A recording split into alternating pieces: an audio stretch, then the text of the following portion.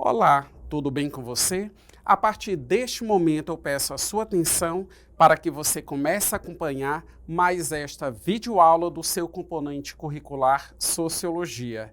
Eu sou o professor Ney Araújo e para todos os alunos surdos, este é o meu sinal.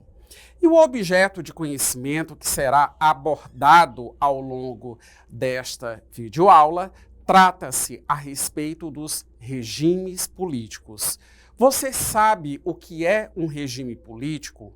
Você sabe como que cada regime político ele está organizado? Então, bastante atenção, porque é o que você vai começar a aprender a partir de agora.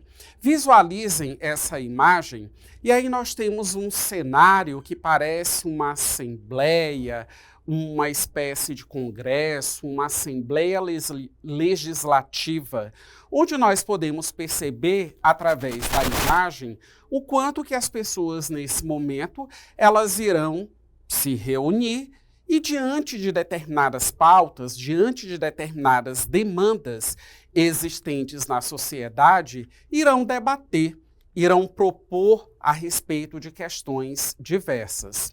E aqui está aparecendo para você uma pergunta fundamental. Você já parou para pensar quem decide as leis e como elas são aplicadas? Ou seja, todos nós temos conhecimento que, por exemplo, quando levamos em consideração a realidade brasileira, nós vivemos em uma sociedade democrática. E nós sabemos que a democracia, ela não é uma exclusividade da sociedade brasileira. Quando há uma democracia instalada, é absolutamente vital a existência de leis.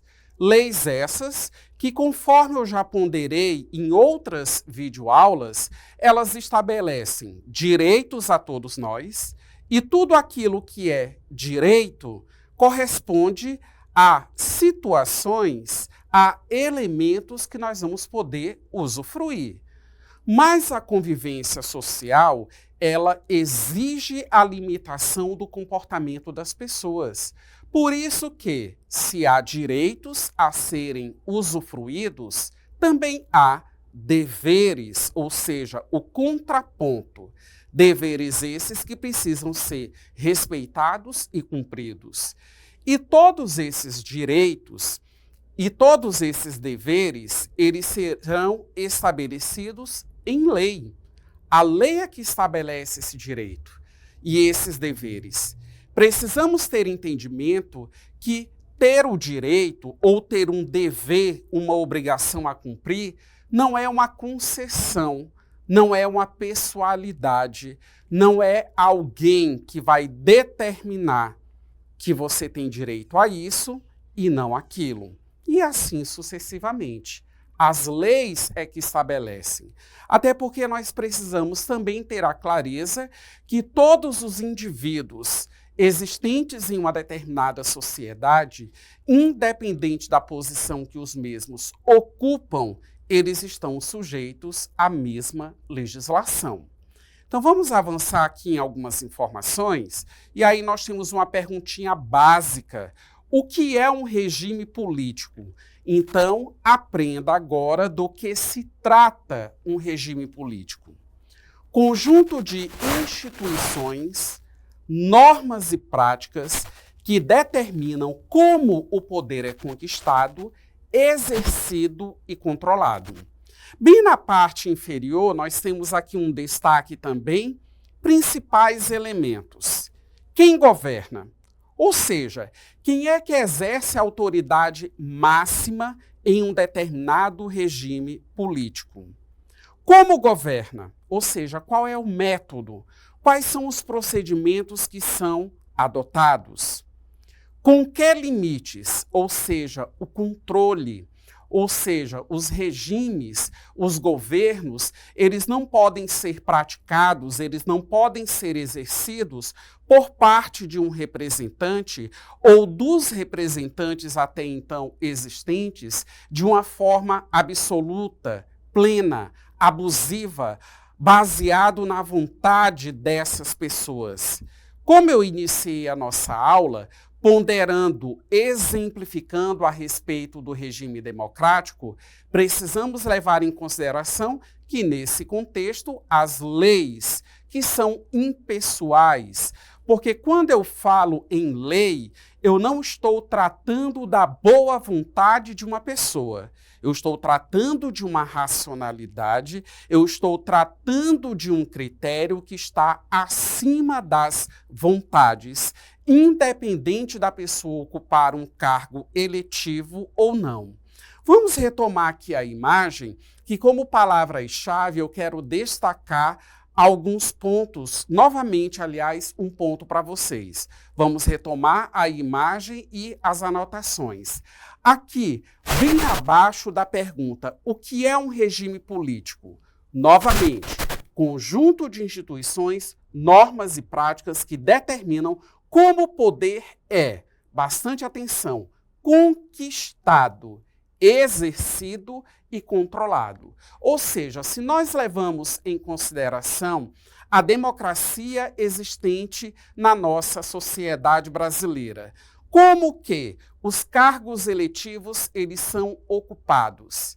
Eles são ocupados através de eleições.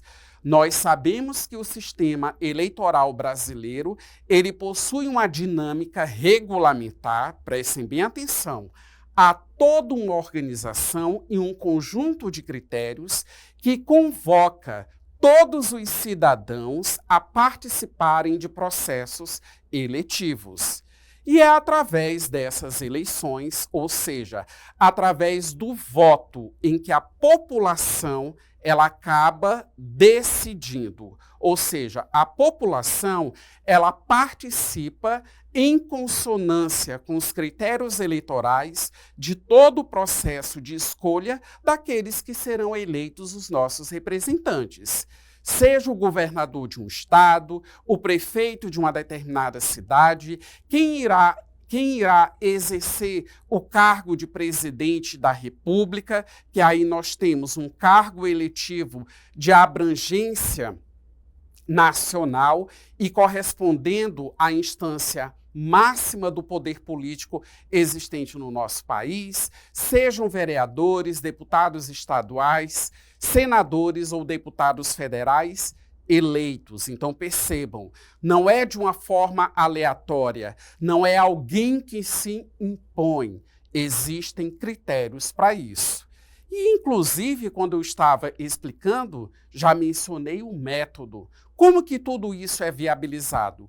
Através do voto popular. Ou seja, conforme eu mencionei também há pouco, nós, periodicamente, ou para ser mais específico, se você analisar, a cada 2 anos há uma eleição no Brasil em que nós somos convocados para esse processo de escolha, ou seja, é o povo que está decidindo por quem será governado. E existe toda a questão do controle, porque existe as instituições para isso. As instituições elas estão para monitorar, para fiscalizar, para exercer esse controle. Mas é só no período, digamos assim, eleitoral? Não. Você que é cidadão, você também tem a responsabilidade e a atribuição de acompanhar o trabalho daquele em quem você votou. Então, isso também cabe à cidadania. Nós não podemos, digamos assim, aguardar ou atribuir, digamos assim, essa responsabilidade exclusivamente a outros cargos eletivos que também têm, digamos assim, um trabalho de fiscalização, a exemplo dos vereadores e também dos deputados estaduais. Você que é cidadão, você que é eleitor, também tem esse compromisso e essa responsabilidade de acompanhar o desempenho e de exigir por parte daquelas pessoas às quais você contribuiu no processo eleitoral, de monitorá-los, de verificar se estão desempenhando um trabalho no exercício das suas funções que estão a contento ou não da população. Vamos avançar com mais algumas informações. Agora vocês podem visualizar um quadro, né? Nós temos um título, Principais Tipos de Regimes Políticos, e aí você pode observar. Eu tenho aqui, nessa primeira coluna, o aspecto, né? Ou seja, como que esse regime político ele acaba sendo instituído. Eu tenho a democracia na segunda coluna. Na terceira coluna da tabela, vocês podem visualizar autoritarismo. E na quarta e última coluna, a informação, todas as informações, elas estarão agregadas para ponderar a respeito do totalitarismo. Então, o primeiro aspecto, origem do poder. Na democracia, o poder vem do povo, exercido por meio do voto, conforme eu expliquei a todos vocês. Autoritarismo. O poder é concentrado em um líder ou pequeno grupo. Já no totalitarismo, a origem do poder é absoluto e centralizado em um partido ou líder único. E são nesses momentos de autoritarismo e totalitarismo em que aquele que exerce a autoridade, ele acaba desconsiderando todo o aparato legislativo existente. Vamos num outro aspecto, a participação popular. Como que ela ocorre na democracia? Ela é ampla, porque nós temos eleições livres, liberdade de expressão e associação, e dentre outras situações que convocam o povo a exercer os seus direitos civis. Já numa estrutura autoritária, a participação popular ela é limitada, ela é uma participação controlada ou simbólica. E num regime totalitário, nenhuma. A população ela é controlada e ela é vigiada. Um outro aspecto, liberdade de imprensa e expressão. Em uma sociedade democrática, nós temos a garantia dessas formas de liberdade e dentre outras formas de liberdade previstas em lei. Mas precisamos levar em consideração, principalmente no que diz respeito à liberdade de expressão, que é um direito, repito, garantido por lei, que você também tem que ter a sua responsabilidade.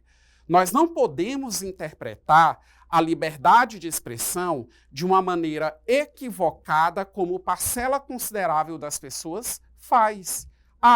Ter a liberdade de expressão é falar qualquer coisa, é utilizar da escrita, é utilizar da oratória para agredir, para desrespeitar outras pessoas ou uma outra pessoa. Nós precisamos ter, digamos assim, o entendimento que o mesmo direito que eu tenho, as demais pessoas elas possuem. Podemos fazer as críticas? Podemos, mas dentro de uma coerência, dentro de uma racionalidade, dentro de um respeito, sem ter que desencadear posturas eminentemente ofensivas e agressivas. Vamos retomar para o nosso quadro, ainda sobre esse aspecto da liberdade de imprensa e expressão. No autoritarismo, ela é parcialmente restringida e no totalitarismo, totalmente suprimida e substituída por propaganda estatal. Mais um outro aspecto, o penúltimo, controle do Estado. Na democracia, o Estado é limitado pelas leis e instituições. Montesquieu, na obra O Espírito das Leis, ele até ponderou da seguinte maneira, que se fazia necessário que o poder freasse o próprio poder. Por isso que nós temos uma organização em torno dos três poderes, o executivo, o legislativo e o judiciário. Esses três poderes, eles são interdependentes e eles são autofiscalizadores. Quando um desses poderes ele entra em ação, é porque ele está em um processo de fiscalização, ele está em um processo de controle. Ele não está tentando se sobressair ou assumir o comando de um país, o comando de uma nação, subjugando os outros dois poderes. Isso também é uma interpretação equivocada que, no caso, as pessoas elas possuem a respeito do exercício dos três poderes. E, inclusive, eu até incentivo você a pesquisar a respeito do funcionamento dessas três estruturas. Retomando para a nossa tabela, já estamos quase finalizando as considerações a respeito da mesma. Sobre o autoritarismo, a questão do controle do Estado. O Estado interfere em parte da vida social e política. E no totalitarismo, o Estado controla todos os aspectos da vida: política, economia, cultura e até as crenças. E para finalizar as considerações a respeito dessa tabela, vamos a alguns exemplos. Da democracia, nós temos o nosso próprio país, o Brasil, nós temos a Noruega e o Canadá. No autoritarismo, está sendo pontuado também a experiência brasileira no que diz respeito à ditadura militar, que perdurou de 1964 a 1985. E aí nós temos o Egito também como uma possibilidade de exemplo. E no totalitarismo, a Alemanha nazista, a União Soviética de Stalin e também a Coreia do Norte. Diante dessas considerações anteriormente apresentadas a vocês a respeito dessas modalidades de regimes políticos, o que é que nós podemos perceber? No autoritarismo, nós temos ali um meio termo, nós temos uma limitação. Mas no totalitarismo, você pode perceber que o Estado ele prepondera em relação às liberdades individuais. Vamos avançar, nós temos aqui uma outra imagem em que várias mãos, no caso, elas estão levantadas conforme vocês podem visualizar. E estrategicamente, essas mãos, esses braços levantados, acabam formando, digamos assim, a bandeira brasileira. E nós temos aqui um título que pondera Democracia, pilar da participação. No primeiro marcador, nós temos a etimologia, ou seja, a natureza da palavra democracia. Então, demos significa povo e kratos, poder. O poder nas mãos do povo. E abaixo nós temos algumas considerações a respeito dos modelos, ou por que não colocar, as formas de democracia. Nós temos a democracia direta, em que os cidadãos participam das decisões. Esse tipo de democracia ela era muito comum na antiguidade. Lá na antiguidade, à época da Grécia, os cidadãos eles estavam ativamente nas assembleias, debatendo e tomando todas as decisões a respeito de como a cidade ela deveria ser conduzida. Claro que naquela época, o caráter da cidadania, ou melhor colocando, o reconhecimento de quem era cidadão, possuía as suas limitações, tendo em vista que a maioria da população não era reconhecida enquanto cidadã. Então, nós tínhamos poucos cidadãos, eram poucos homens exercendo a cidadania. Metodologicamente falando, o que é que nós podemos perceber? Que ao longo do tempo, o número de cidadãos ele foi sendo ampliado. Então, por exemplo, hoje no Brasil nós somos milhões de cidadãos. Então, metodologicamente falando, é inviável todos os cidadãos brasileiros se reunirem para estar debatendo a respeito das demandas existentes no nosso país. Com isso, se desenvolveu um outro tipo de democracia. Vamos observar qual é essa democracia, bem abaixo da informação da democracia direta. No caso, a democracia representativa, em que o cidadão elege os seus representantes, conforme eu já destaquei ao longo desta videoaula. Então, nós temos uma importância do voto, das instituições e do controle social, e nós temos o conceito do Estado de Direito, ou seja, o Estado democrático de direito. Por isso que eu iniciei a videoaula ponderando a todos vocês a respeito dos direitos e também a respeito dos deveres. Por quê? Porque nós vivemos em um Estado democrático de direito. E a respeito da sua liberdade, enquanto pessoa, enquanto cidadão, você precisa perceber que é absolutamente impossível uma convivência social em que as pessoas elas sejam plenamente livres para elas terem o comportamento que quiserem.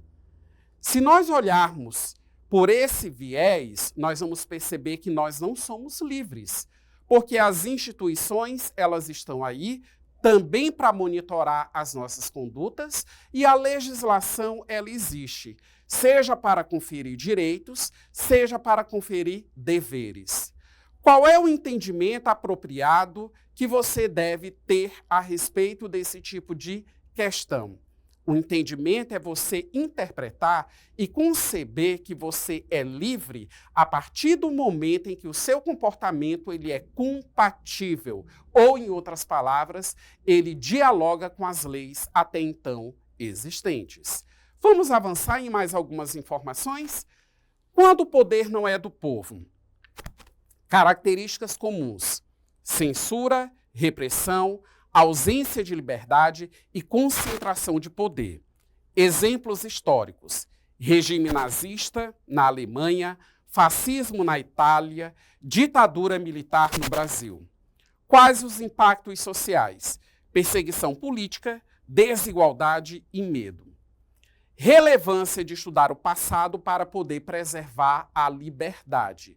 Ou seja, são contextos históricos lamentáveis, mas que, através do trabalhar da nossa consciência, nós podemos evitar, digamos assim, a repetição do mesmo. Porque, conforme eu expliquei, principalmente no totalitarismo, aquelas pessoas, aqueles indivíduos que estão, digamos assim, adequados a um regime político dessa natureza, possuem as suas liberdades individuais canceladas, suprimidas. E agora nós vamos para a atividade da nossa videoaula. Uma questão objetiva, acompanhem com bastante atenção a leitura. Os regimes políticos podem ser diferenciados pela forma como o poder é distribuído e exercido. Em um determinado país, o governo é escolhido por eleições livres, há liberdade de imprensa e os cidadãos podem se organizar em partidos políticos e movimentos sociais. Com base nessas características, é correto afirmar que esse país adota o regime, letra A, autoritário, B, totalitário, C, monárquico, letra D, oligárquico ou letra E, democrático. Com base nas explicações apresentadas e com base nos seus conhecimentos prévios, a resposta está bem simples, muito fácil. Na letra E, todas as características mencionadas no enunciado da questão fazem referência ao regime democrático. E para finalizar, você aprendeu que a compreensão dos regimes políticos ajuda a valorizar a liberdade, a cidadania e o respeito às instituições democráticas. A democracia não é perfeita, mas permite voz, voto e participação. O estudo da história mostra que regimes autoritários tendem a restringir direitos conforme você aprendeu ao longo dessa videoaula. O meu forte abraço a todos vocês e até a próxima videoaula de Sociologia.